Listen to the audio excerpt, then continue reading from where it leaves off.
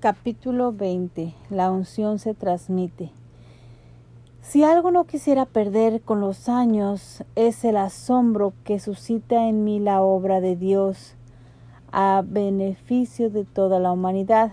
Dentro de mis lecturas, uno de los textos que reflexiono a menudo es el capítulo 1 de San Juan. Todo su contenido llama lo más pleno de mi atención, pero no puedo dejar de admirar esta frase. Y la palabra se hizo carne y puso morada en nosotros, y hemos visto su gloria, la que recibe del Padre como Hijo único, lleno de gracia y verdad. Juan 1, versículo 14. Dios quiso abrazar a toda la humanidad permitiendo la encarnación de su Hijo, desafiando sendos razonamientos humanos que cuestionan la probabilidad de Dios hecho hombre. Pero el amor puede ser tan significativo y motivador que lleva a decisiones extraordinarias. El evangelista Juan lo comprende, por eso destaca: porque tanto amó Dios al mundo que dio a su Hijo único, para que todo el que crea en Él no se pierda, sino que tenga vida eterna. Juan 3, versículo 16. La constitución dogmática de Iberbo presenta de manera magistral el sentido y significado de la revelación divina, y en una parte del capítulo 1 resumen un concepto que es oportuno resaltar. Después que Dios habló muchas veces y de muchas maneras por los profetas, últimamente en estos días nos habló por su Hijo, pues envió a su Hijo, es decir, al Verbo eterno, que ilumina a todos los hombres para que viviera entre ellos y les manifestara los secretos de Dios, y lleva a cabo la obra de la salvación que el Padre le confió. Por tanto, Jesucristo, ver al cual es ver al Padre, con su total presencia y manifestación personal, con palabras y obras, señales y milagros, y sobre todo con su muerte y resurrección gloriosa de entre los muertos. Finalmente, con el envío del Espíritu de verdad, completa la revelación que confirma con el testimonio divino que vive en Dios con nosotros para librarnos de las tinieblas del pecado y de la muerte y resucitarnos a la vida eterna. Esta síntesis señala que el proyecto divino resplandece y alcanza su plenitud en Cristo, pero su obra es el inicio de todo lo que nosotros nos toca vivir y hacer. Juan Pablo II lo explica en estos términos: seguir a Cristo es algo esencial, es querer imitarle hasta el extremo de dejarse configurar con Él, asimilarse a Él hasta el punto de ser como otra humanidad suya. Empero tan encomiable labor no se podría traducir a la realidad sin ayuda del Espíritu Santo. Por eso Jesús promete y envía a la tercera persona de la Santísima Trinidad. En estos años he conocido muchísima gente de distintas edades con mucha sed de Dios, pero no han encontrado el entorno ni las personas que puedan ayudar a conducir a buen puerto sus ideas y proyectos. Cuando nosotros tenemos en las universidades alumnos que hacen planteamientos y presentan proyectos, los remitimos a algún profesor que pueda canalizar esas ideas primiciales. Tenemos guías de tesis, tutores, asesores, orientadores vocacionales, etc. En 26 años de vida católica he observado que el católico promedio no cuenta fácilmente con una persona que pastoree y guíe los grandes potenciales de su vida espiritual. Para iluminar el camino de aquellos que sueñan en un cristianismo que se extienda, quisiera recordar la importancia de los perfiles que pueden ayudar a crecer a todo católico y a tomar nuevas iniciativas en las necesarias tareas de evangelización. El manto del profeta. Nuestra historia sagrada reconoce la presencia y acción de algunos personajes que hablaban y actuaban en nombre de Dios. Llevaban su voz viva, recordaban sus promesas, animaban, orientaban, corregían. En pocas palabras, anunciaban y denunciaban. A ellos se les conocía como profetas. En la época actual es un término poco utilizado y cuando se lo hace, a menudo es mal comprendido.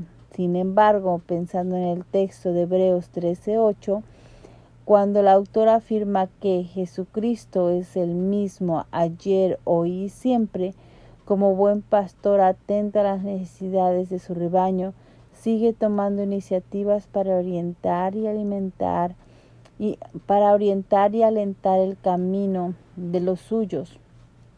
Pienso en el gran papel de papas como Juan Pablo XXIII o Juan Pablo II, la obra extraordinaria del Padre Pío, la de aquellos misioneros que viajan por el mundo anunciando la palabra de Dios. Todos ellos, como mensajeros, cumplen el papel del profeta.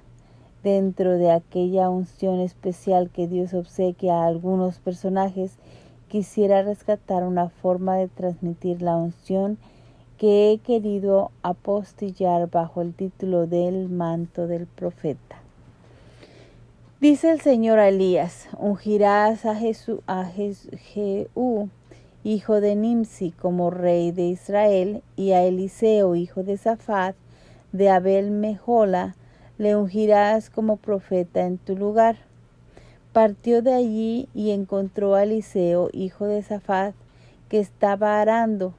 Había delante de él 12 yuntas, y él estaba con la 12ª. Pasó Elías y le echó su manto encima.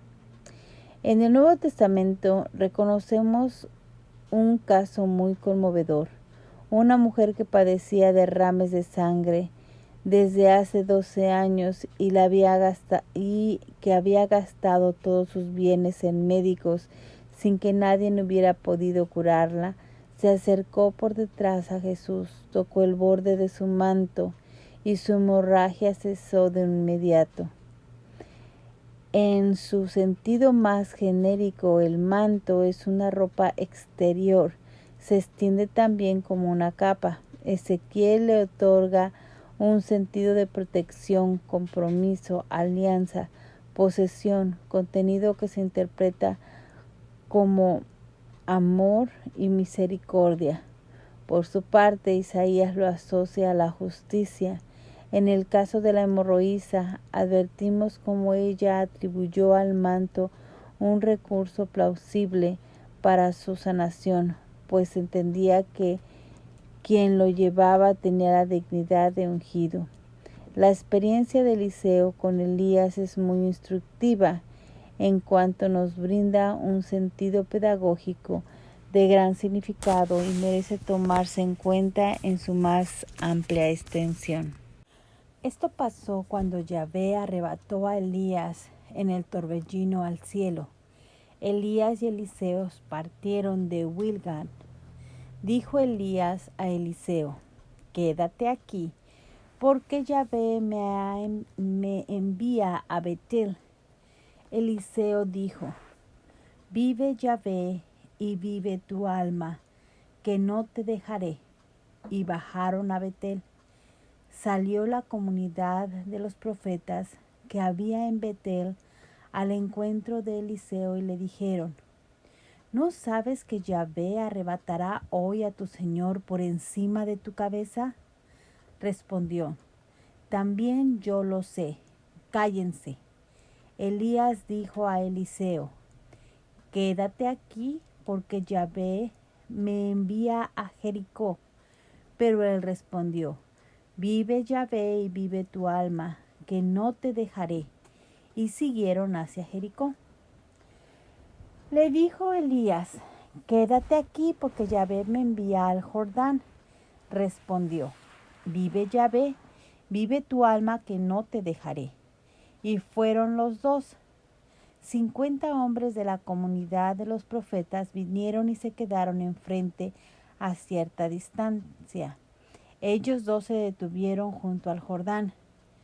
Tomó Elías su manto, lo enrolló y golpeó las aguas que se dividieron de un lado y de otro, y pasaron ambos a pie junto. Cuando hubieron pasado, dijo Elías a Eliseo: pídeme lo que quieras que haga por ti antes de ser arrebatado de tu lado. Dijo Eliseo: que tenga 2 partes de tu espíritu. Le dijo: pides una cosa difícil. Si alcanzas a verme cuando sea llevado de tu lado, lo tendrás. Si no, no lo tendrás. Iban caminando mientras hablaban, cuando un carro de fuego con caballos de fuego se interpuso entre ellos, y Elías subió al cielo en el torbellino. Eliseo le veía y clamaba: Padre mío, carro y caballos de Israel, aurija suyo. Y no le vio más. Asió sus vestidos y los desgarró en 2. Tomó el manto que se le había caído a Elías y se volvió, parándose en la orilla del Jordán. Tomó el manto de Elías y golpeó las aguas, diciendo: ¿Dónde está Yahvé, el Dios de Elías? Golpeó las aguas, que se dividieron de un lado a otro, y pasó Eliseo. Habiéndole visto la comunidad de los profetas que estaban enfrente, dijeron: el espíritu de Elías reposa sobre Eliseo. En todo este relato hay muchos aspectos que señalar, pero quisiera destacar aquello que es esencial para el sentido de esta obra. Lo primero es la actitud de Eliseo, quien ha sido formado por este gran maestro y a quien ha servido en calidad de hijo, pero lo más importante es que ha captado plenamente el sentido y significado de la misión que Dios ha dado a su institutor. Podía haber concluido su labor despidiendo tristemente al profeta, pero él asumió la responsabilidad de continuar su obra. Elías, iluminado, lo sabía, por eso le decía: quédate aquí, dándole la oportunidad de revisar su decisión una y otra vez, pues el profeta sabía la vida dura que esperaba a su discípulo. Eliseo había comprendido su espinosa misión, por eso, cuando pidió la unción, la solicitó en doble porción, no solo porque, sintiéndose primogénito espiritual, le correspondía el doble, sino y sobre todo porque había vislumbrado los serios y graves desafíos que le esperaban. Caminando al lado de Elías, había percibido que en las ciudades que recorría se había perdido el entusiasmo por el Dios de Israel. Jeroboam había introducido el culto a los becerros de oro en las ciudades de Dan y Betel. Hizo 2 becerros de oro y dijo al pueblo: basta ya de subir a Jerusalén. Este es tu Dios, Israel, el que te hizo subir de la tierra de Egipto. Despreciaba así a Dios como el verdadero libertador, atribuyendo el gran éxodo a los ídolos. Ignoraba igualmente la obra de Moisés y todas sus enseñanzas que había recibido y transmitido a su pueblo. Por su parte, Jezabel, reina temible, gobernaba con Acab, su esposo, dentro de una gran decadencia moral y espiritual. Instituyó el culto a Baal como deidad de Israel, contando con profetas y sacerdotes que enseñaban y celebraban sus fiestas paganas. Este joven aprendiz fue testigo de luchas y humillaciones vividas por el profeta que ahora despedía, y sabía íntimamente que el peso de la contingencia estaría pronto sobre sus hombros. La herencia que recibía de Elías no era ligera. Es por eso que cuando pidió la doble unción, su maestro le dijo: pides una cosa difícil. El asunto no se hacía dificultoso por el hecho de mediar para que Dios ungiera a Eliseo. Él conocía muy bien a su pupilo y Dios mismo lo había señalado para su sucesor. Eran los complejos retos que esperaban a Eliseo y los tendría que afrontar con valentía, fuerza y autoridad. Por eso le puso una condición: si alcanzas a verme cuando sea llevado de tu lado, lo tendrás; si no, no lo tendrás. Era otro breve lapso que le obsequiaba para reflexionar, pues el compromiso era serio y aún tenía tiempo para decidir de una u otra forma, pues la unción del Espíritu Santo jamás impone algo que impida la expresión de la voluntad más íntima de la persona. Elías subió al cielo en un torbellino de manera extraordinaria. Si Eliseo lo siguió con la mirada clamando por él: Padre mío, fue porque Dios permitió esa visión, confirmando que el sucesor contaba con su bendición. Eliseo recogió el manto que Eliseo había dejado caer mientras se marchaba, golpeó las aguas del Jordán con el mismo y las aguas se dividieron de un lado a otro, permitiendo el paso del sucesor. Observando el hecho, los jóvenes profetas que le seguían dijeron: el espíritu de Elías reposa sobre Eliseo. Eliseo había recibido la unción. Esta experiencia en el antiguo Jordán no es un hecho lejano y aislado.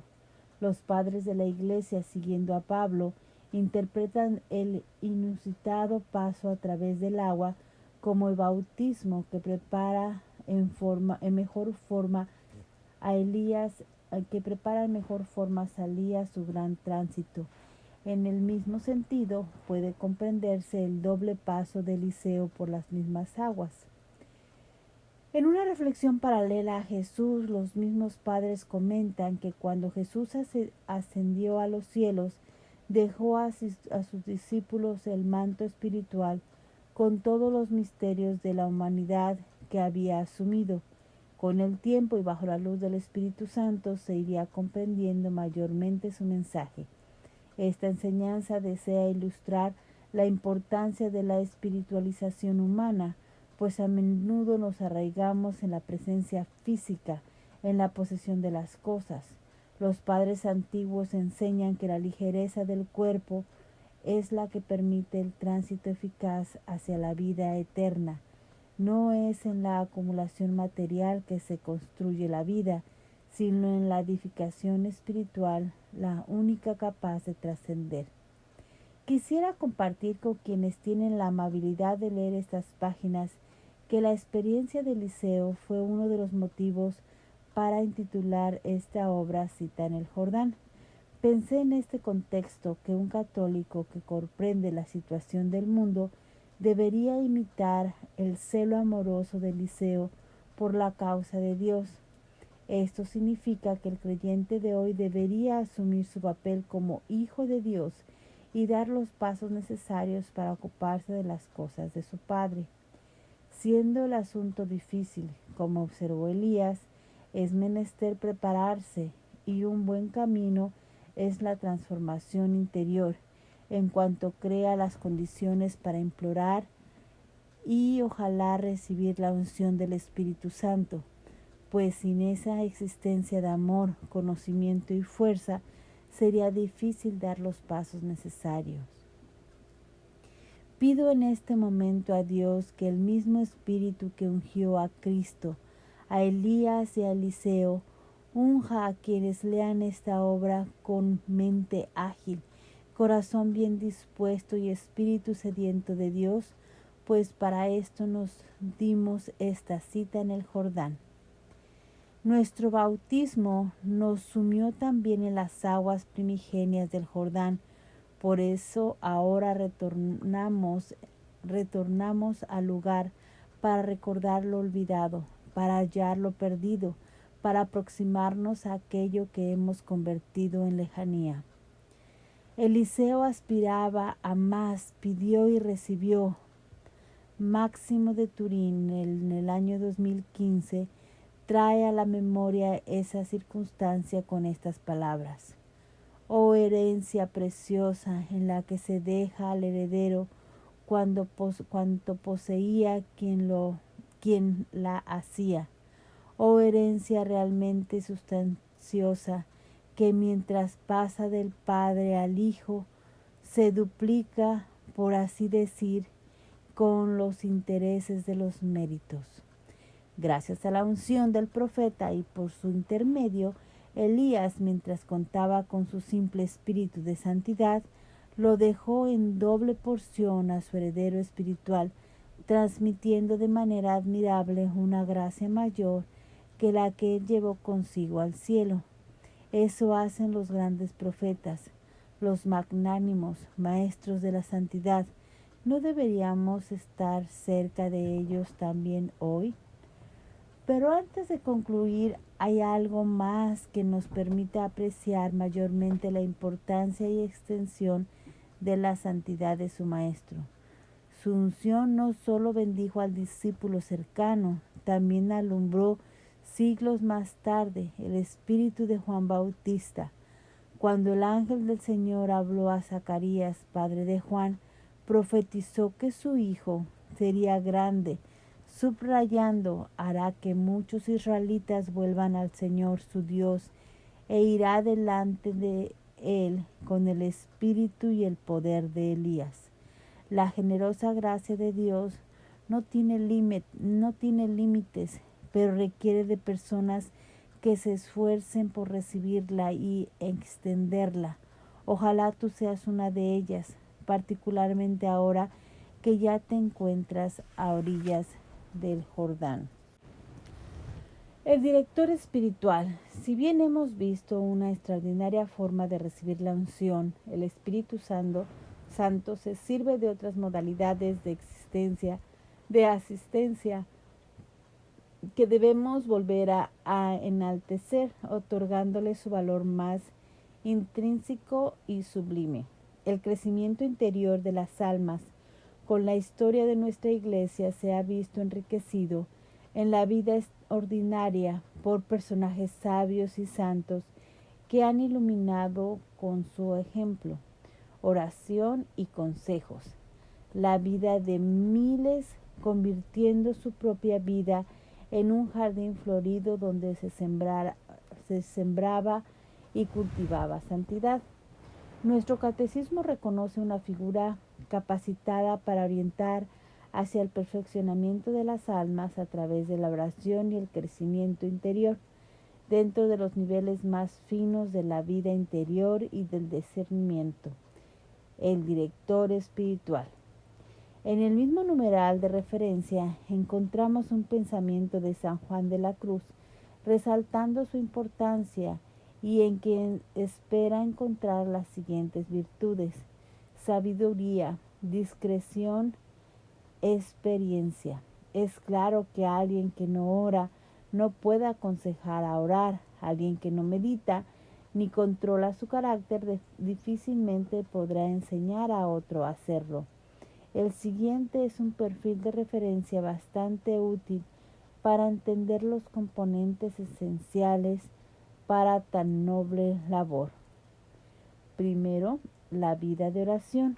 Segundo, sabiduría, discernimiento y buen consejo. Tercero, caridad, discreción y prudencia. Cuarto, experiencia. Esto encierra un director espiritual.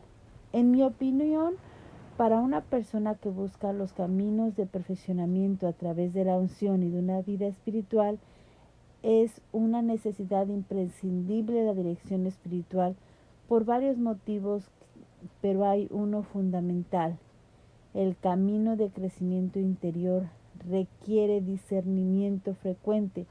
Los pasos que el dirigido sigue están relacionados a aquello que el Espíritu Santo espera de él.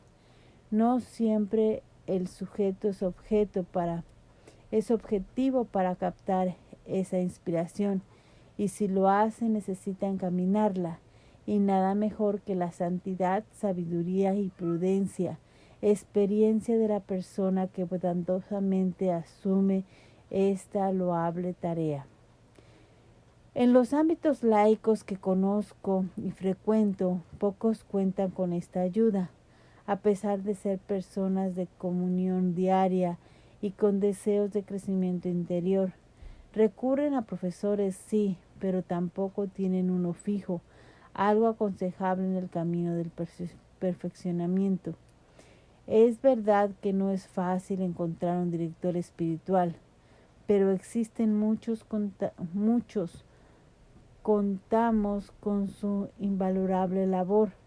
No obstante, lo que más me ha sorprendido es que en estos buenos laicos no naciera en su interior esta exigencia, a pesar de vivir tan cercanos a la Iglesia y esforzarse por una mejor calidad de vida espiritual. Mis entrevistas con muchos de ellos muestran que, admitiendo que son personas de comunión frecuente, no requieren más que de una confesión con cierta regularidad y alguna lectura espiritual. Sin embargo, a medida que profundizamos el tema, reconocían que mantenían un estado de conformismo y resignación. Se califican como ciudadanos correctos y cristianos interesados en las cosas de Dios.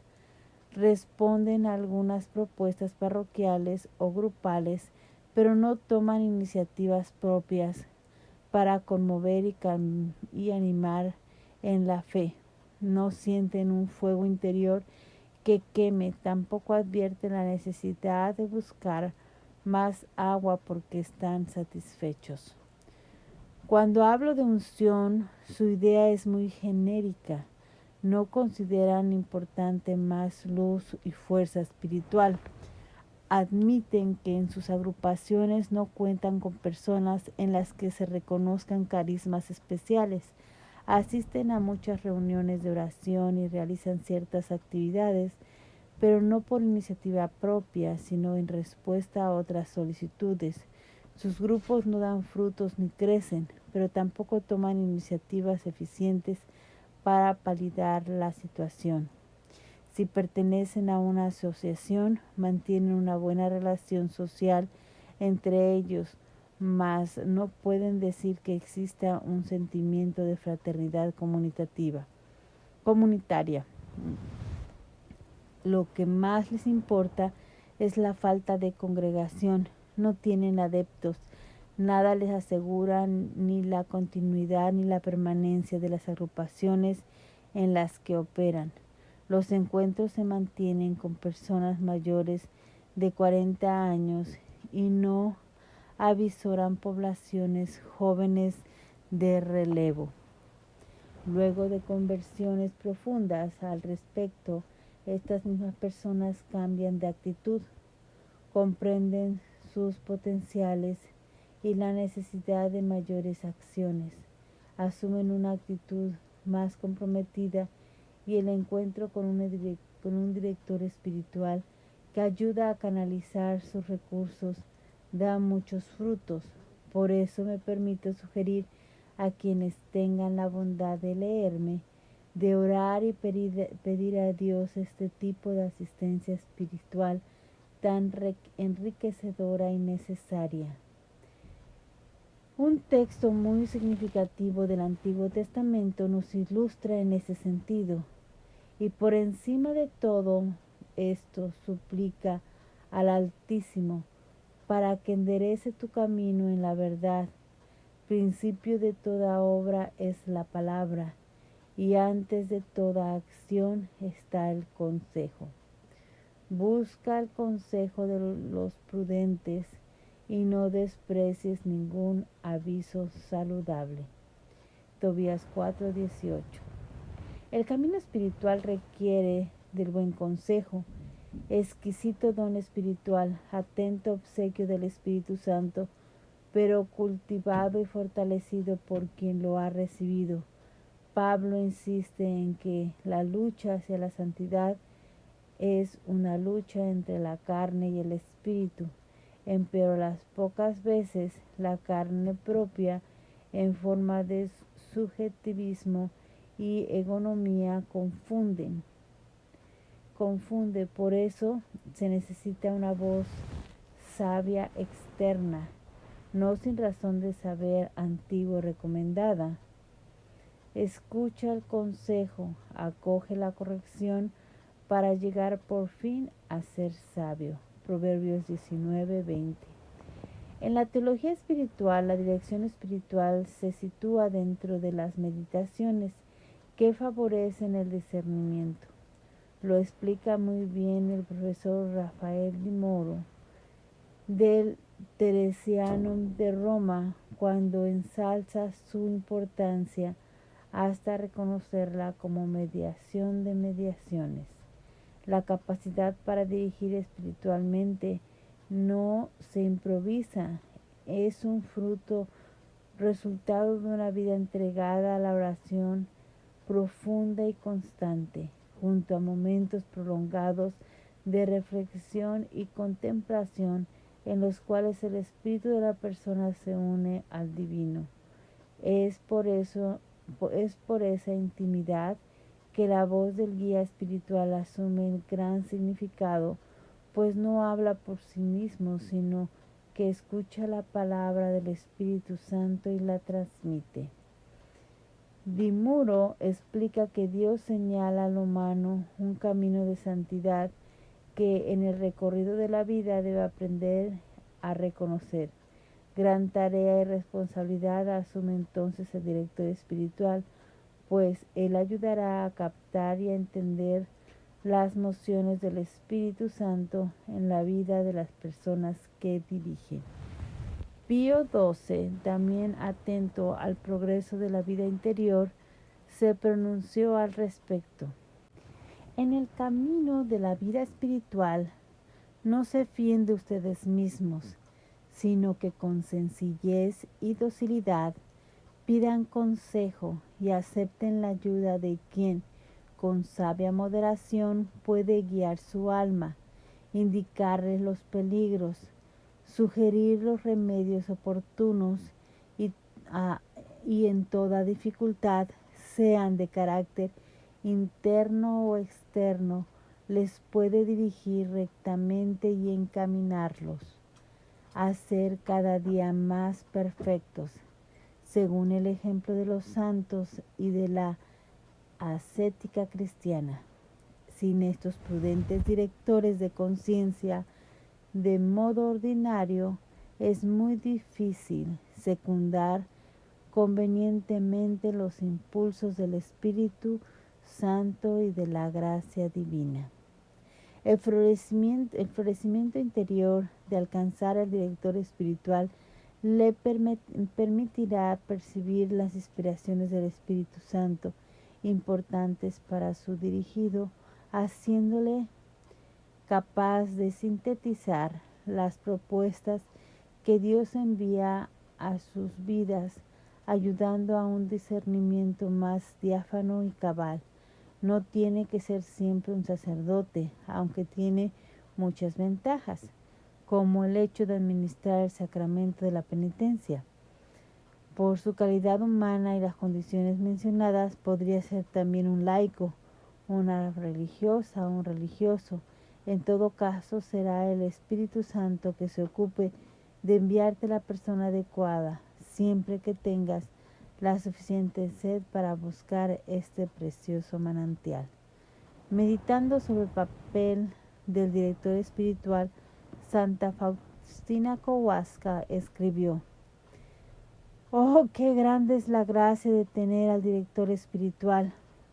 Se progresa más rápidamente en las virtudes, se conoce más claramente la voluntad de Dios, se la cumple más fielmente, se avanza en un camino cierto y seguro. El director espiritual sabe evitar las rocas contra las cuales el alma podría estrellarse. Santa Faustina expone un asunto muy singular e ilustrativo para nosotros, subrayando que es uno entre un millar. En sus diálogos con Jesús, ella le pide una meditación y él le sugiere hacerlo sobre el profeta Jonás y sobre su misión. El tema llevó a su mente varios interrogantes y cuestionamientos que la inquietaron en alguna medida. En la tarde habló con el director espiritual, a quien presentó sus dudas, y él le respondió que es menester siempre hacer la voluntad de Dios, queramos o no, al igual que el profeta Jonás. Ella quedó impresionada que el sacerdote la orientase en los términos que Jesús lo había hecho. Esto me es frecuente reconocer en sacerdotes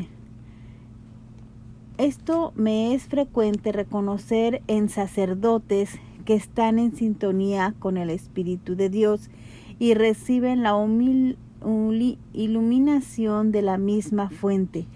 Pero hay algo más que yo llamo inteligencia espiritual. Como ocurriría seguramente a otras personas, por mis frecuentes viajes, no siempre puedo consultar con mi director espiritual, así que lo hago con el sacerdote que Dios me presenta. Con frecuencia, los que más están en los confesionarios son bastante ancianos, y por mi profesión, dialogando con ellos, puedo reconocer algunos cuadros de senilidad, pero las veces que he preguntado, buscando respuestas y orientación en asuntos demasiado delicados y difíciles, he quedado sorprendido por el altísimo nivel y riqueza de sus respuestas, por el repertorio de su vocabulario, sus modos de expresión. Un especialista reconoce también el nivel cultural. Esto me lleva a pensar que sus argumentos no provienen del bagaje intelectual natural o académico que almacenan sus neuronas. Es un soplo espiritual que proviene de la inteligencia espiritual nutrida por la unción que alcanzan, a la que hasta ahora poco espacio hemos concedido. Puedo dar testimonio de sanaciones físicas durante estos encuentros, conocimiento de temas que guardaba en mi interior y que no pensaba compartir, respuestas y preguntas que no he planteado o a solicitudes que pensaba hacer. En cierta ocasión me aproximé al confesionario también con la idea de hacer una consulta especial. Mientras esperaba mi turno, vi que llegaban más penitentes, así que para no tomar tiempo al confesor, decidí no plantear mi pregunta. Luego de mi confesión, el sacerdote me preguntó: ¿tienes algo más que decirme? No, padre, gracias, respondí deprisa, pues había decidido no consultar nada más.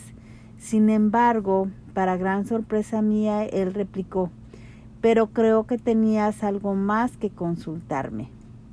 Luego del diálogo pertinente, no solo comprendí la importancia de mi consulta, que no era tan relativa, también tomé conciencia del conocimiento espiritual que llega a estas personas ungidas cuando están en sintonía con el Espíritu que anima nuevas vidas.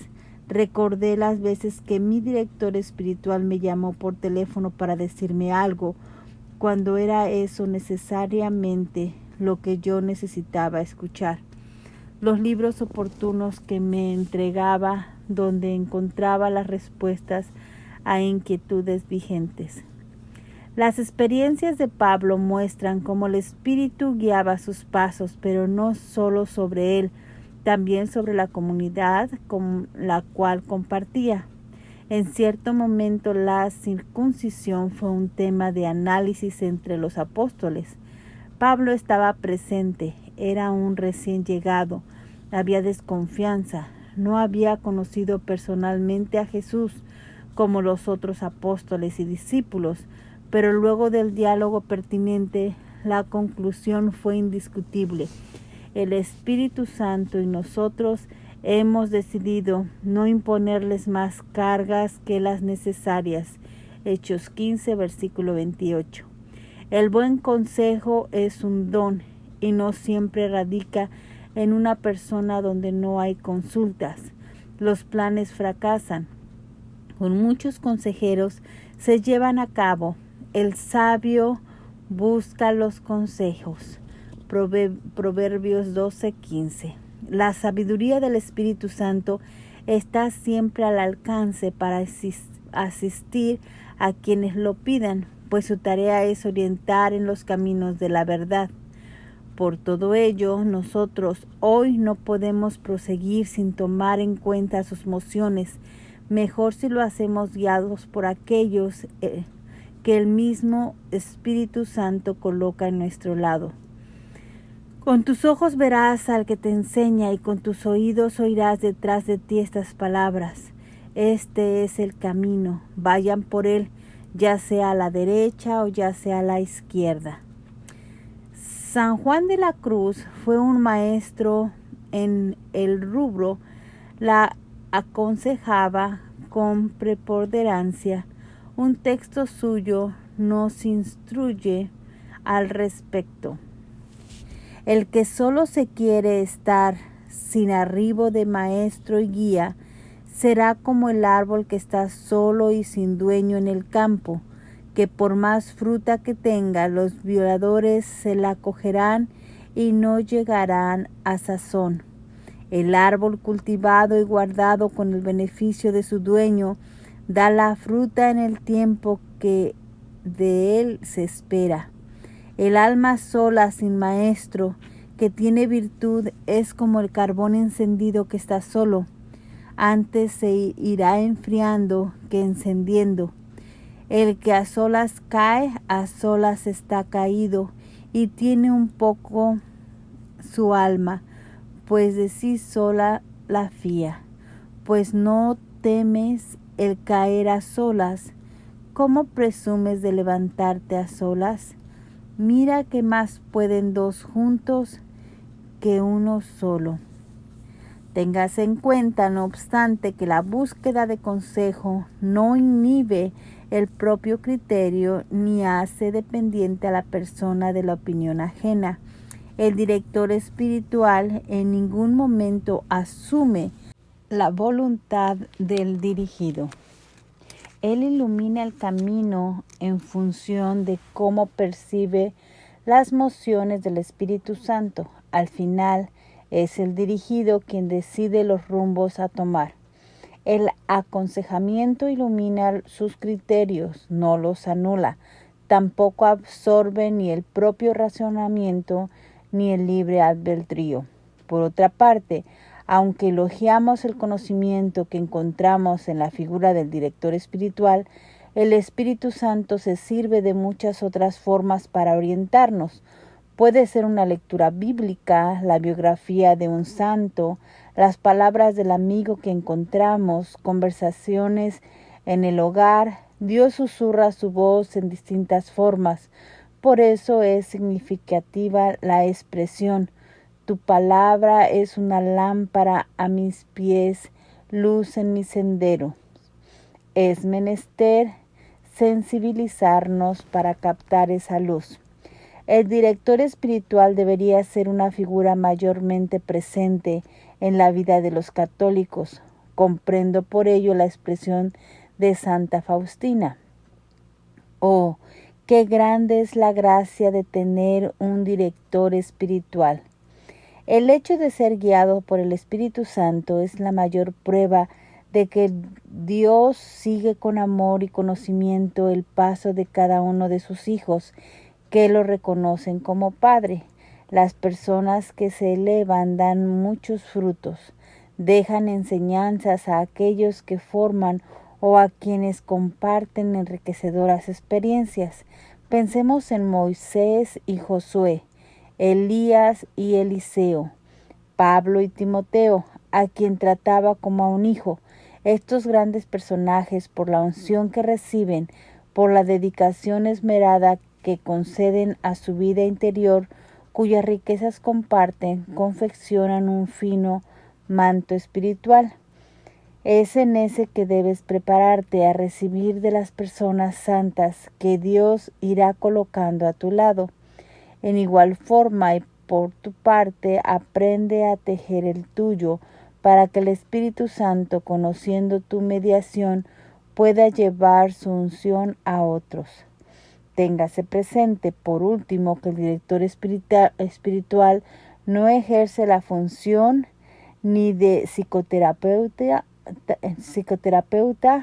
ni de un psiquiatra, aunque obviamente tratará temas de contenido psicológico y conductual, pero él guía, como Teresa de Ávila enseñaba en los caminos del espíritu.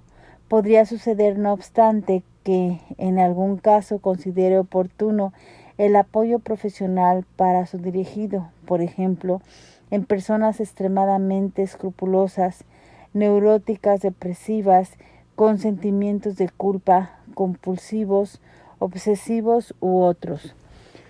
Una persona que busca el perfeccionamiento tiene mucho en su mente, emociones, impulsos y reacciones, principios éticos y morales, tendencias, preferencias y rechazos, dudas y certezas. De todo ello podrá hablar en virtud de sus requerimientos con libertad y confianza. Sin embargo, el director jamás obligará a romper sus códigos de intimidad y privacidad. Los encuentros son organizados y sistemáticos dentro de las necesidades que se reconozcan inicialmente. Al principio son semanales, luego mensuales y sucesivamente determinan el tiempo, los requerimientos emergentes. Esta asistencia espiritual forma, educa a la persona en el discernimiento, por lo tanto, no se hace dependiente de la opinión de una persona. El director espiritual lo ayuda al encuentro con Dios, no a quedarse con Él. Tampoco el dirigido debe sentirse único y privilegiado, exigiendo atenciones y afectos que van más allá del contexto. A pesar de la intimidad que existe, se respeta la autoridad de quien dirige y se trabaja dentro de un esquema de orden, disciplina, compostura y afabilidad. Es un trabajo sabio y fino, ayuda a salir de la subjetividad del dirigido para conocer objetivamente, mediante el discernimiento, la voluntad de Dios.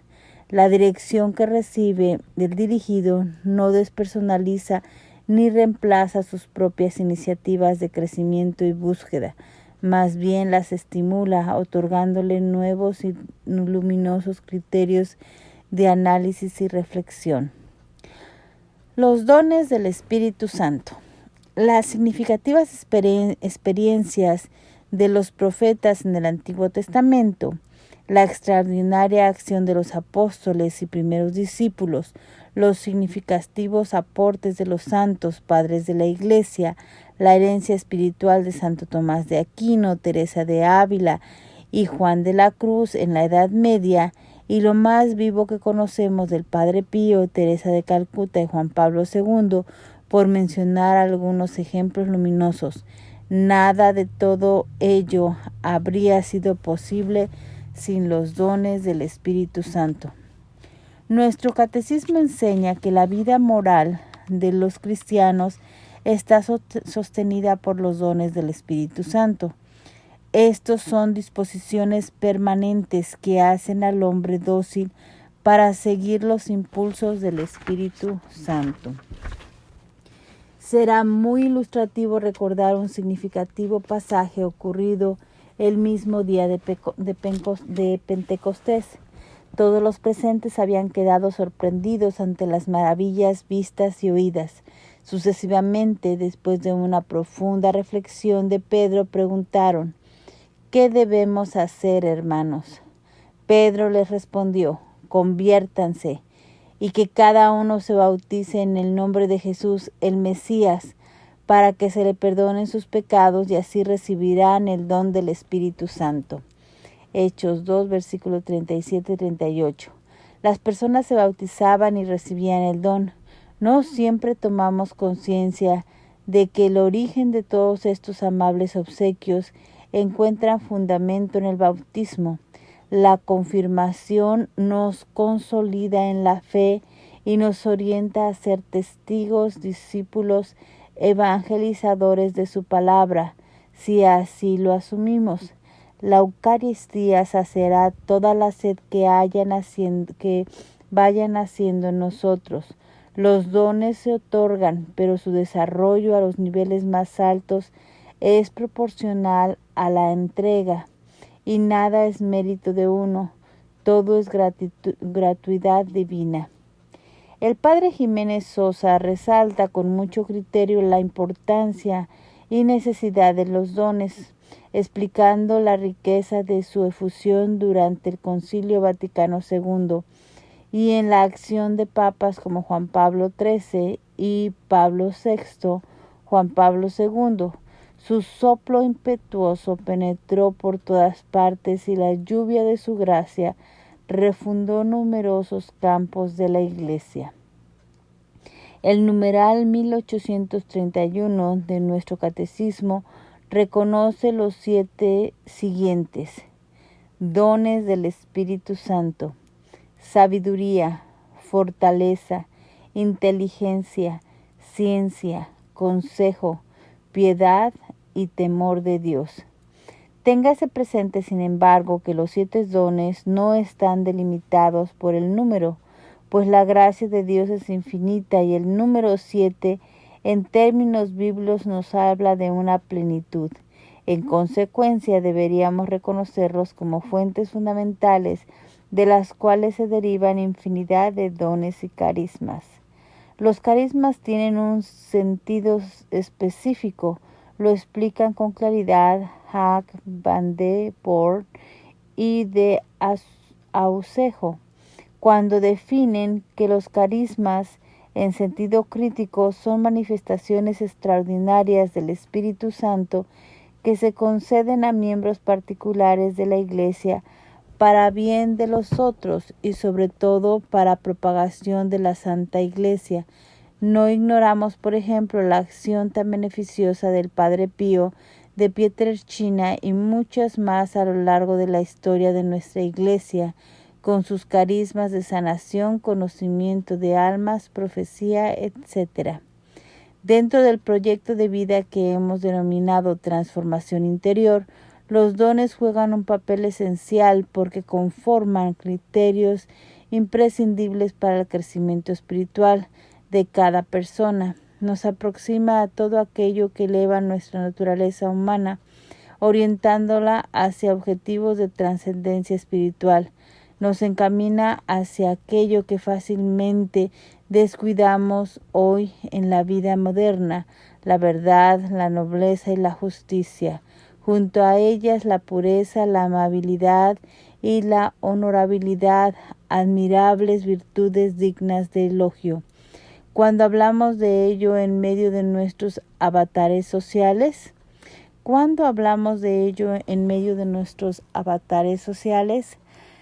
la persona que opta por un camino de perfeccionamiento interior ha descubierto el significado de la palabra virtud, una disposición habitual y firme para hacer el bien, dando lo mejor de sí misma. A ella hace referencia sublime Pablo cuando afirma: tomen en cuenta todo cuanto hay de verdadero, noble, justo, puro, amable, honorable, virtuoso y digno de elogio.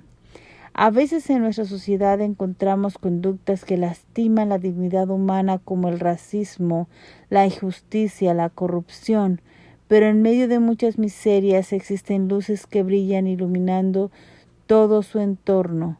Una virtud puede ser esa luz y se asemeja a un oasis de agua fresca situado en pleno desierto.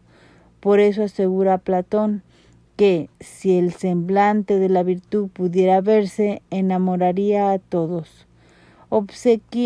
Obsequiemos un momento a su significado meditando la definición que nos ofrece nuestro catecismo. Obsequiémonos un momento a su significado meditando la definición que nos ofrece nuestro catecismo. Las virtudes humanas son actitudes firmes, disposiciones estables, perfeccionales, habituales del entendimiento y de la voluntad que regulan nuestros actos, ordenan nuestras pasiones y guían nuestra conducta según la razón y la fe, proporcionan facilidad, dominio y gozo para llevar una vida moralmente buena. El hombre virtuoso es el que practica libremente el bien. Nuestro catecismo enseña que las virtudes humanas se arraigan en cuatro fundamentales, por eso se las conoce como cardinales: prudencia, justicia, fortaleza y templanza. Prudencia es la virtud que dispone la razón, practica a discernir en toda circunstancia nuestro verdadero bien y a elegir los medios rectos para realizarlo. Justicia es la virtud moral que consiste en la constante y firme voluntad de dar a Dios y al prójimo lo que les es debido. Fortaleza es la virtud moral que asegura en las dificultades la firmeza y la constancia en la búsqueda del bien. Reafirma la resolución de resistir a las tentaciones y de superar los obstáculos de la vida moral. Templanza es la virtud moral que modera la atracción de los placeres y procura el equilibrio en el uso de los bienes creados, asegura el dominio de la voluntad sobre los instintos y mantiene los deseos en los límites de la honestidad. El principio cristiano de amor espera que el creyente oriente su vida contando con una actualización perenne de aquellas virtudes humanas que hacen de él una persona de principios que vive y respeta los valores humanos, aprecia la justicia, lucha por ella, promueve la igualdad, la fraternidad, el servicio, todo dentro de marcos humanos al alcance de todos. No obstante, de estas virtudes también se enriquecen personas no creyentes, pues la no adhesión a una religión no las exime de pensamientos solidarios y acciones de colaboración.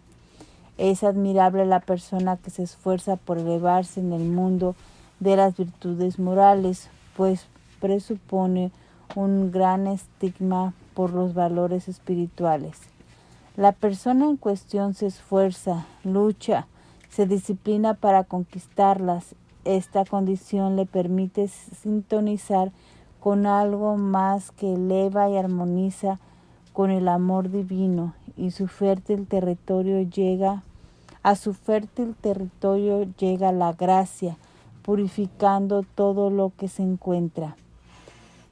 En este modo ya no es únicamente la voluntad humana que se preocupa por cultivar las virtudes, son la sabiduría y el poder del Espíritu Santo. Consolida sus principios, elevando a quien busca hacia mayores niveles la espiritualidad. Los santos y santas que admiramos, las personas de vida ejemplar cuya vida queremos imitar, son las que han plasmado en vida estas perspectivas. Nuestro catecismo enseña igualmente que las virtudes humanas también encuentran un antecedente significativo en las virtudes teologales, en cuanto preparan las facultades del hombre a la participación de la naturaleza divina. Las virtudes teologales se refieren directamente a Dios, disponen a los cristianos a vivir en relación con la Santísima Trinidad, tienen como origen, motivo y objeto a Dios uno y trino, son infundidas por Dios en el alma de los fieles para hacerlos capaces de obrar como hijos suyos y merecer la vida eterna. Son la garantía de la presencia y la acción del Espíritu Santo en las facultades del ser humano. Las virtudes teologales son 3: fe, esperanza y caridad.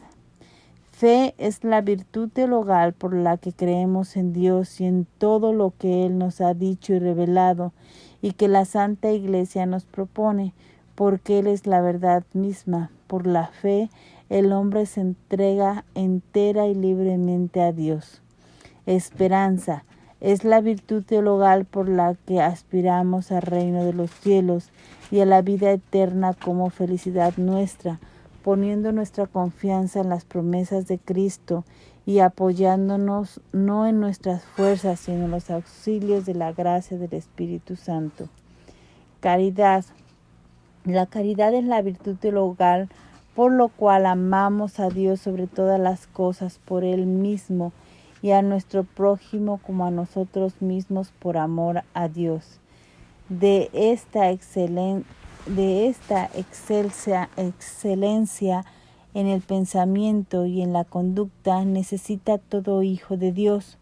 Cuando el creyente extiende sus brazos hacia la trascendencia, reconociendo la dimensión espiritual, le permite que el Espíritu Santo obre en él. Se introduce en un nivel superior de elevación que trasciende y se hace objeto de inspiraciones, soplos esenciales del Espíritu Santo que sólo Él puede captar, interpretar y apreciar. Ansiyi explica con toda claridad el mecanismo subyacente. Cuando el hombre es movido por el Espíritu Santo, su acción se caracteriza por un carácter repentino y por una correspondencia inmediata con razones superiores captadas e instituidas casi sin razonamiento, de modo que se pueden hablar de una genialidad misteriosa del conocimiento, que conduce a decisiones sabias y prudentes, acciones efectivas, actitudes sublimes de piedad, mayor apego a la oración, conocimiento, voluntad, etc. Todo ello se pone en movimiento en nuestras vidas cuando solicitamos y permitimos que el Espíritu Santo sople sobre nosotros. Aunque estemos abrazados al mundo en el que nos movemos, no podemos dejar de mirar la trascendencia, pues es en esa elevación que la unidad cuerpo y alma tienen sentido. Transcurrido el itinerario terreno de paso como vía intermedia para el gran destino. Repito, transcurrimos el itinerario terreno de paso como vía intermedia para el gran destino. Pero como el recorrido no es fácil, el Espíritu Santo nos reviste de sus dones, recursos que nos ayudan a sintonizar con Dios para entender su voluntad en nuestras vidas. La frase sabia del Salmo 143 nos ilumina al respecto. Enséñame a cumplir tu voluntad, porque tú eres mi Dios, tu Espíritu, que es bueno, me guíe por una tierra llana. Cuando tú estás dispuesto al encuentro con Dios, cuando tú lo buscas, el Espíritu Santo activa todos sus recursos y te asiste para facilitar el encuentro de tu corazón con el de Dios. Hemos dicho en capítulos anteriores que Dios busca una relación con los hombres, pues bien el Espíritu Santo es el que la facilita. En aquellos instantes que sientes en tu interior el deseo de santidad, pureza, intimidad con Dios, hacer algo para que también otros amen a Dios, estás sintiendo el soplo del Espíritu Santo.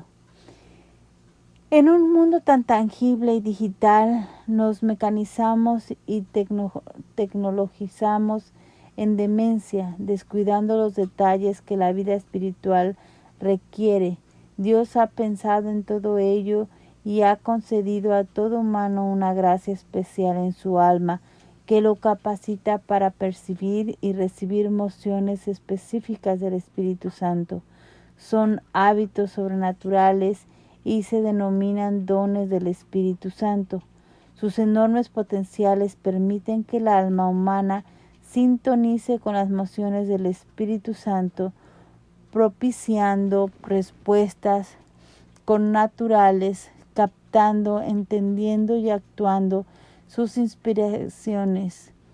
En este mismo sentido, Spiazzi las define como disposiciones o hábitos que perfeccionan el alma, haciéndola connaturalmente capaz de la emoción e inspiración divina. Haciendo referencia a los dones del Espíritu Santo, recordamos el término griego carisma, que el sentido de don gratuito, que también nos orienta a la raíz caris con el significado de gracia. En este sentido, no podemos contar los dones, que ciertamente son tantos y tan variados, escribe el apóstol de los gentiles. Recordemos unos pasos del primer capítulo de la carta a los Efesios. Bendito sea Dios Padre de nuestro Señor Jesucristo, que en los cielos nos ha bendecido en Cristo con toda clase de bienes espirituales, para hacer himno de alabanza a su esplendorosa gracia, con la que nos ha favorecido en el amado. Efesios 1, versículo 3 al 6. Pensar en la generosidad amorosa con la que Dios obra con todo humano debería ponernos a todos de rodillas con suma gratitud, porque el amor de Dios ha sido derramado en nuestros corazones por medio del Espíritu Santo que nos ha sido dado. Romanos 5, versículo 5. Y no es que hayan recibido un espíritu de esclavos para caer de nuevo en el miedo, sino que recibieron al espíritu de hijos adoptivos, gracias al cual llamamos a Dios Abba, Padre. Romanos 8, versículo 15. Los dones son recursos que Dios ofrece para equipar a los suyos con los recursos necesarios para el cumplimiento de sus deberes actuales y futuros. Cimientos para los dones del Espíritu Santo. La neumatología ofrece una rica literatura en cuanto a los dones y animo a su profundización, pues son recursos que todos requerimos para nuestro perfeccionamiento. Empero creo haber percibido en estos años de trabajo católico que, aunque estos dones son gratuitos y el Espíritu Santo los concede de acuerdo a su voluntad, la gracia se derrama también y de manera proficua en aquellas personas que preparan mejor su territorio y poda diligentemente sus ramas. Conozco afortunadamente algunas personas que han ofrecido su vida incondicional a Dios y a su causa. Cuidan su vida espiritual como la joya más preciosa, y todo su ser tiene sentido en el amor a Dios y al servicio al prójimo. Es admirable para mí reconocer su entrega a Dios sin reserva alguna y percibir cómo han ordenado su proyecto de vida en función de Él. Junto a ellos he constatado bendiciones que jamás he observado en otros lugares.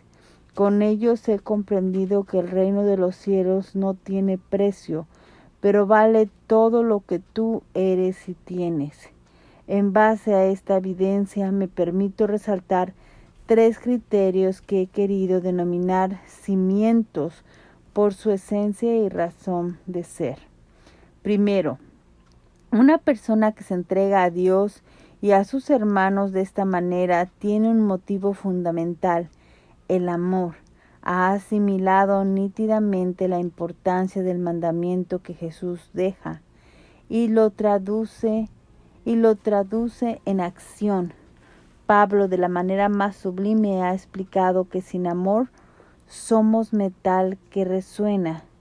Sin el amor verdaderamente cristiano, no estamos en grado de efectivizar los dones del Espíritu Santo en nuestras vidas, porque con el desamor bloqueamos el fluir de la gracia. ¿Cómo sanar si estamos enfermos de rencor o de envidia, por ejemplo? ¿Cómo multiplicar un pan si el nuestro lo guardamos para nosotros? El amor cristiano al que te quiere orientar la transformación interior es aquel que, siendo tan luminoso, no propicia la oscuridad en tu vida. Es tan alegre que no lleva a tristeza a otros. Es tan pacífico que evita peleas y malos tratos. El amor todo lo puede si tú lo permites.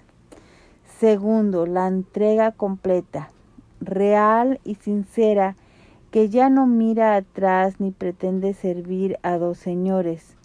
Creo que el siguiente texto de Pablo define claramente el concepto. Les ruego, hermanos, que por la misericordia de Dios, que se ofrezcan ustedes mismos como sacrificio vivo, santo y agradable a Él. Este es el auténtico culto. Y no se acomoden a este mundo, al contrario, transfórmense mediante la renovación de la mente para que puedan discernir cuál es la voluntad de Dios, lo que es bueno, agradable y perfecto. Romanos 12, versículo 1 y 2. La transformación crea las condiciones espirituales necesarias para una labor de servicio evangelizador equilibrado, constante y fructífico. Entonces tú le llamarás y él te dirá: aquí estoy, y te mostrará cosas que no imaginas. Tercero, en mis años de católico, si algo he lamentado en la mayor parte de mis encuentros con personas y agrupaciones, ha sido la falta de unidad, donde la principal causa es simple y anodina: el ego, el yo, la egomanía, el egoísmo. Triste, ¿verdad? Es este yo individualista que se atreve a suplantar el yo personal de Cristo, aquel que no vino a ser servido sino a servir. El capítulo 2 de Hechos describe admirablemente la belleza de la comunidad cristiana que se iba formando bajo el criterio fundamental de la unidad. Tenían sus bienes en común, con un gran respeto se había apoderado de todos. Todos los creyentes vivían unidos. Comprendieron que el cuerpo es uno, pero tiene muchos miembros, y todos ellos forman un solo cuerpo, así también Cristo. ¿Cómo puede olvidar este criterio un católico que se dice servir a la Iglesia? Si un líder busca lo propio, si prohíbe a los suyos colaborar con otros que sirven verdaderamente a Dios, ese es un impostor. Trabaja únicamente para sí. La gran ilusión de unidad la expresó Jesús enfáticamente antes de su gran suplicio, cuando pronunció: que todos sean uno como tú, Padre, estás en mí y yo en ti, que también ellos estén en nosotros, para que el mundo crea que tú me enviaste. Amor, entrega y unidad. La esencia de los dones. Spiazzi explica que los dones del Espíritu Santo son ante todo y sobre todo una riqueza del alma de Cristo.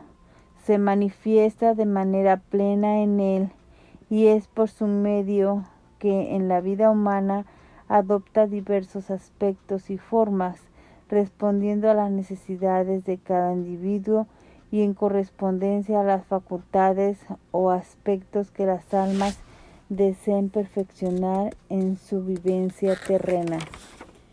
El sentido de todo ello y su función entendemos recordando el revelador texto de Isaías. Saldrá un vástago del tronco de Jesé, y un retoño de sus raíces brotará. Reposará en él el espíritu de Yahvé, espíritu de sabiduría e inteligencia, espíritu de consejo y fortaleza, espíritu de ciencia y temor de Yahvé. Son estas las luces santas que iluminarán la vida de Cristo, y se espera hagan lo mismo con la nuestra. Las virtudes humanas se inspiran en los razonamientos humanos, en los valores que cultivamos, en las actitudes que nos enriquecen, diseñando convicciones, valores y compromisos, nobles por cierto y de buen sentido humano, social, espiritual y mucho más. Pero cuando el Espíritu sopla, la dimensión sobrenatural se pone de manifiesto, pues muchas circunstancias no parecen tan razonables. ¿Cómo puede explicarse la Suma Teológica de Santo Tomás sin la existencia del Espíritu Santo?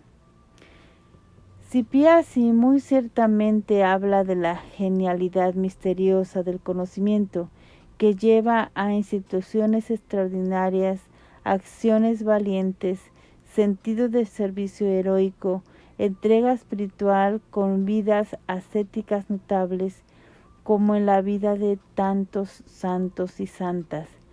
Pero para que eso se realice es necesaria una cierta intimidad, predisposición.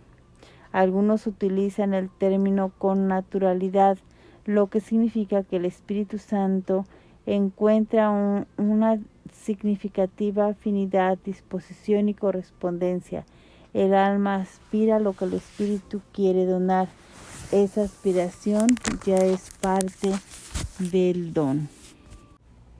Los dones no son exclusivos para ciertas personas. Santo Tomás explica que son útiles para la salvación de todos, precisamente por su función de complemento de la participación divina en el hombre, en orden al fin sobrenatural. El conocimiento que tengamos del Espíritu Santo está directamente relacionado al grado en que permitimos que su obra de conversión se cumpla en nosotros. Lecuro, en el año 2010, expresa de manera muy sabia y concisa la acción del Espíritu Santo en unión a toda la Trinidad Santa, aunque el Espíritu Santo se derramaría de manera visible para el mundo en Pentecostés. Él ya se nos dio en la misma cruz, en ese momento de la historia de la salvación. El Padre dona a su Hijo. En respuesta, el Hijo se ofrece al Padre por la salvación de los hombres. En este don mutuo, ambos hacen el don del Espíritu Santo para el mundo. El Padre, el Hijo y el Espíritu Santo actúan en una unidad perfecta. El Padre crea, el Hijo salva y el Espíritu Santo santifica. Se podrá decir que la vida del Padre vibra en nosotros, que la sangre del Hijo corre en nosotros, y que el Espíritu Santo de Dios da inspiración y santidad a nuestra humanidad. Los 7 dones según el Catecismo de la Iglesia Católica, numeral 1831. Sabiduría. Desde el punto de vista humano más natural, ninguna persona está en grado de conocer la intimidad de Dios, reconocerlo y servirlo sin la existencia del Espíritu Santo. Es Él que permite la conexión entre Dios y el creyente. Este don nos permite el conocimiento de Dios más íntimo, pero aquí hay algo que debemos añadir. No es un mero conocimiento, es agradable, es sabroso. Se entenderá mejor este concepto si recordamos que la palabra sabiduría viene de sabor. La sabiduría te obsequia el grato sabor por las cosas de Dios. Es lo que sienten, por ejemplo, quienes se pasan horas y horas ante la Eucaristía. en contemplación tienen sabor por la misma. La sabiduría permite vivir como un deleite la experiencia de Dios. Este don de atracción hacia Dios hay que pedirlo, ¿verdad? Gracias a esta religación, a esta intimidad, se conoce con más claridad la voluntad de Dios. Para ello yo oro en estos términos. Ayúdame a conocerte como quieres ser conocido. Ayúdame a ser como quieres que yo sea. Ayúdame a amarte como quieres ser amado. Don de inteligencia o de entendimiento. Por la definición, la inteligencia nos lleva al conocimiento más íntimo y profundo. Definido el objeto de conocimiento, nos aproximamos hacia el mismo. En lo natural va a la esencia de las cosas, en lo sobrenatural va a la esencia de Dios, y para ello necesitamos el soplo del Espíritu Santo y nuestra cognición. Curiosamente no hablamos de la tan ponderada capacidad de razonamiento, sino de una intuición de la verdad que permite el encuentro con la esencia de las verdades divinas. Comprendemos así la palabra de Dios, asimilamos las enseñanzas que ha depositado en su iglesia y nace en nosotros el deseo de servirla con compromiso profundo y arraigado. Son los ruidos del mundo, las distracciones que luego nos distraen de tan noble cometido. La identificación de la causa y el compromiso cristiano deriva de este don. Don de consejo. Es la luz que obsequia el Espíritu Santo, orientando la acción del creyente al objetivo espiritualmente más deseable. Nos permite entender lo que como cristianos debemos decir o hacer. Se nutre de la sabiduría y de la prudencia. Gracias a este don estamos seguros que seguiremos el sendero de Dios, percibiendo su luminosa providencia. Un corazón sano y puro ilumina este don. Se percibe su unción, además, porque se reconoce un fruto valiosísimo, la paz interior que la acompaña. Es la asertividad espiritual que permite orientar de manera certera y en la empatía espiritual que posibilita la comprensión de aquello que el receptor necesita. Don de fortaleza.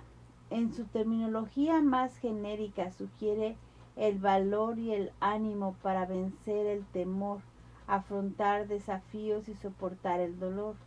En algún momento de la vida todos afrontamos momentos de los que la presión social es tal que pone a severa prueba nuestros esquemas morales, valores o creencias. Este don nos otorga la fuerza para perseverar, para transformarnos y elevarnos, luchando constantemente por seguir el camino que lleva a la verdad que aspiramos. Los desafíos son muchos, pero nos basta su gracia.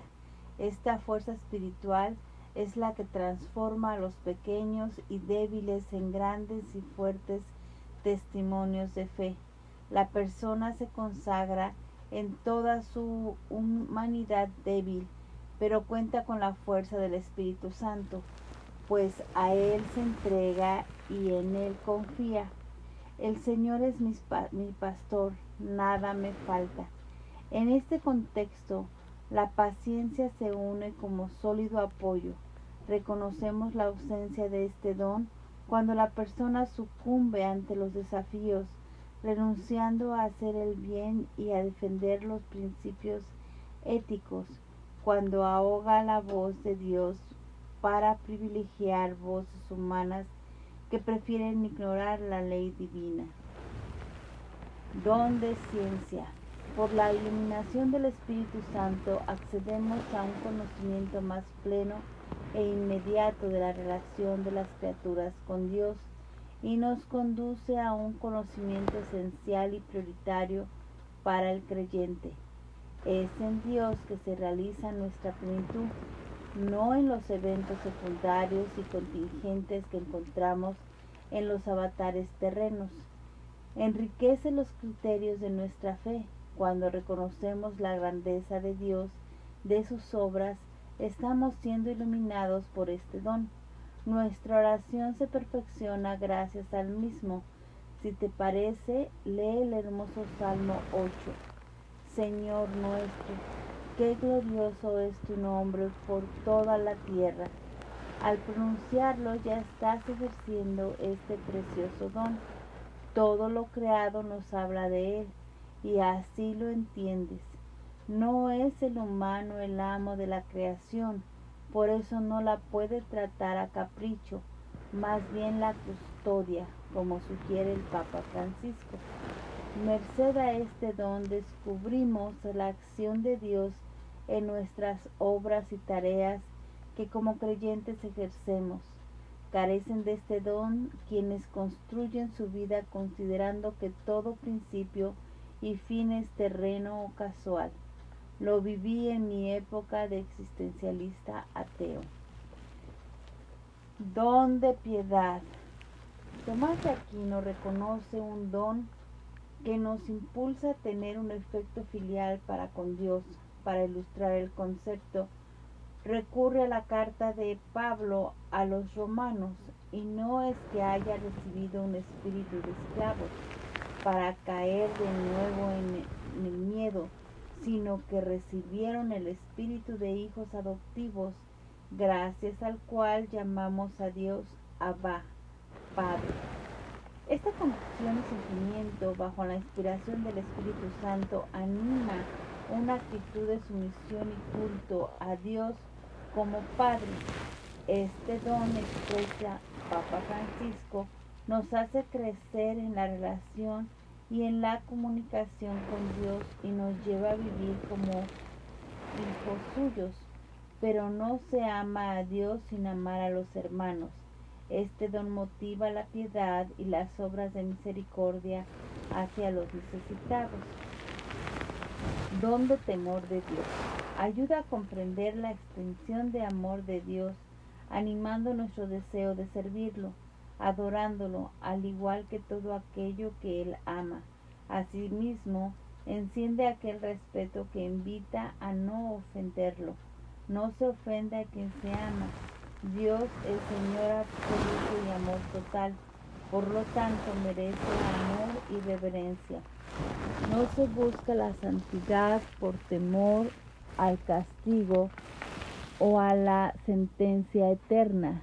Se camina la senda del perfeccionamiento por amor, pues el amor se paga con el amor. Es un don que cuenta mucho con la existencia de la fortaleza,